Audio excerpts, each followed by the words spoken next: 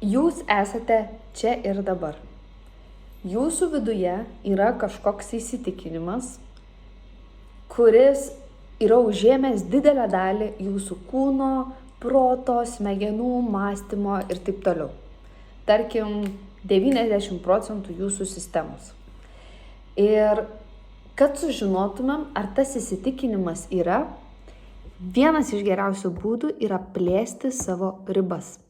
Tai yra pabandyti naujus dalykus, kurių nesat bandę niekada anksčiau. Kaip tai veikia?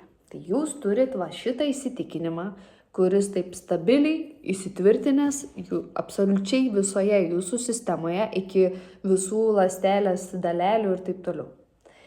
Ir kai padarot absoliučiai priešingą veiksmą arba pasakot kažkokią frazę kaip afirmaciją, kuri visiškai netitinka jūsų įsitikinimo, o yra absoliučiai naujos spalvos ir naujos kokybės, kas įvyksta tada? Šita afirmacija, tarkim, jūs pasakot afirmaciją, viskas man gyvenime, viskas, ką aš darau šiam gyvenime, man pasiseka. Aš esu sėkminga. Kai jūs pasakot šitą afirmaciją, kas įvyksta jūsų kūne? Šitas įsišaknyjęs dalykas jūsų organizmui jau atrodo, kad tai yra norma. Kad šitas yra norma. Ir kai jūs pasakot visiškai kažkokį neaiškų dalyką, visai kitos spalvos ir formos, šitas įsitikinimas susijudina. Ir kai jisai susijudina, įsijungia visi aliarmo signalai, kad žiūrėkit, sistema griūna, mums yra nesaugu. Kas tada vyksta? Tada žmogui į galvą pradeda eiti mintis. Nesąmonė, čia tos afirmacijos neveikia. Nesąmonė, čia tokioje ekonominėje aplinkoje būti sėkmingu neįmanoma.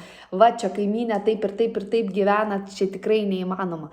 Ir aš čia vaikystės mano vaikystė buvo sudėtinga, aš čia toks anoks negeras, negražus, neprotingas, man tai neįmanoma. Tai yra ne jūsų mintis. Tai yra šitas dalykas, kur buvo įsodintas nuo pat vaikystės, patirtas ir taip toliau. Ir jis tiesiog skalambija įvairiausiais varpais, gongais, kad mes negalim įsileisti šito geltonojo naujosios taisyklės, nes tai organizmui yra nesaugu. Tai yra išėjimas iš komforto zonos. Tai yra kažkas naujo, kas žmogui apskritai kažkoks naujas dalykas, tai yra nesaugumas. Tai jeigu jūs norit sužinoti, kokie įsitikinimai slypi jūsų galvose, tai pirmas dalykas, reikia būti labai atviram savo kūno reakcijai ir minčių reakcijai į bet kokį naują dalyką. Antras dalykas, tiesiog po truputį pradėti plėsti savo ribas ir vis išbandyti naujus dalykus.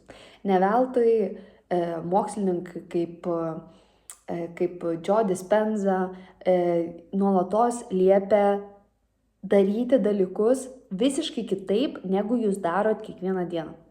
Jeigu valot dantis su dešinė, tai valykit su kairė ir visi kiti dalykai. Tai mano patarimas šitoj vietoj. Kaip pavyzdį ir kaip vieną iš pratimų, tiesiog pabandykit arba panaudoti mano sakinį, arba susigalvoti savo. Tai kad ir tas pats, aš esu sėkminga. Viską, ką aš darau šiam gyvenime, man pasiseka ir aš esu sėkminga. Pasiimkit užrašų knygutę ir kai tik tai pasako tą sakinį, leiskit visom mintim nugulti į tą užrašų knygutę. Gali kilti įvairiausių pojūčių. Kaip ir minėjau anksčiau video, gali kilti nepasitenkinimas, gali kilti pyktis ant manęs, kad aš iš viso čia tokius dalykus kalbu. Pyktis, kad ar taip gali būti, aš iš viso taip nesijaučiu. Leiskit tam būti. Pykit ant manęs, pykit ant visų, bet ne fiziškai, ne kažkaip, o tiesiog pasiėmus knygutę, sąmoningai išrašykit visas tas mintis. Antras dalykas, gali pradėti jaustis kūne įvairiausi pojūčiai. Tarkim, Kai pasako tokį sakinį, man dažnai būdavo, kai aš pasakau kažkokį visiškai priešingą dalyką savo įsitikinimui, mano kūnas, jisai tarsi pradeda iškart reaguoti į tai. Arba noriu susigūžti, arba toks pyktis atrodo, kad noris drebėti, tiesiog ir tai visą tai išdrebėti. Leiskit. Tai yra geriausias indikatorius sužinoti, kokie dalykai slypi jumyse ir svarbiausia, kokie įsitikinimai, kurių jūs tikrai nenorit, kad jie būtų įsišaknyję jūsų organizme, vis dar ten gyvena. Svarbiausia atsiminti, kad mes tai darom dėl savo ir kitų gerovės, tai kiekvienas veiksmas, kiekvienas pojūtis, kurį jūs pajusit, turi būti sąmoningai absorbuotas, sąmoningai suvoktas, išrašytas, ar tiesiog išjaustas, išdrebant, išsipurtant, ar tiesiog leidžiant kūnui pabūti susigūžusiu. Kas vyksta toliau? Kai jūs parašot tokius dalykus į savo sąsiuvinuką, išrašot, rašykit daug, 3-4 puslapius. Ir kai išrašot visus šituos dalykus, kažkokiu momentu turi ateiti ta stadija, kai įeina žmogaus pažeidžiamumas. Esu jau padariusi video, kad pyktis yra tik tai išorinė reakcija. Ar kažkokia pirminė to kūno, tai yra tik išorinė reakcija. Mūsų tikslas yra ateiti iki šaknies ir surasti, kas slypi dar giliau už šito įsitikinimo. Kodėl pasakius visiškai priešingą frazę, kad aš esu sėkmingas, kūnas taip reaguoja. Kodėl mano organizme ir visoje sistemoje yra įsišaknyjęs įsitikinimas, kad aš esu prastas ir nesėkmingas. Kai ateina pati šerdis, dažniausiai atveda mus iki vaikystės. Kai kažkas pasakė, kad tu niekam tikęs, kai galbūt tėtis ar mama negalėjo duoti pakankamai dėmesio, kai jūs patys tiesiog apsisaugodami save susikūrėt, kad aš esu nesėkmingas ir man patogiau yra gyventi būnant mažam, negu pasakyti savo, kad esu sėkmingas ir tarsi išsiplėsti, pasirodyti žmonėm. Priežasčių gali būti labai daug, bet tai yra pirmieji žingsniai į jūsų pačių suvokimą, kad apskritai galvose, kūno sąmonėje gyvena labai daug dalykų, kuriuos greičiausiai kiekvienas norim transformuoti ir pakeisti į visiškai kitus įsitikinimus dėl geresnio gyvenimo.